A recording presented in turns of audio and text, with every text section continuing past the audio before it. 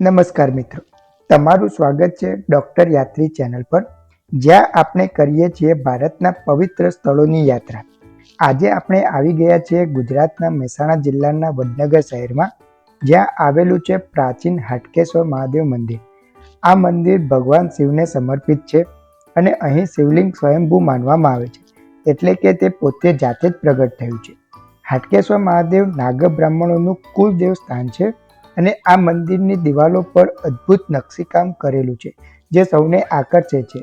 અહીં રામાયણ અને મહાભારતના દ્રશ્યો દર્શાવવામાં આવે છે, જે મંદિરની ઐતિહાસિક અને આધ્યાત્મિક બનાવે છે.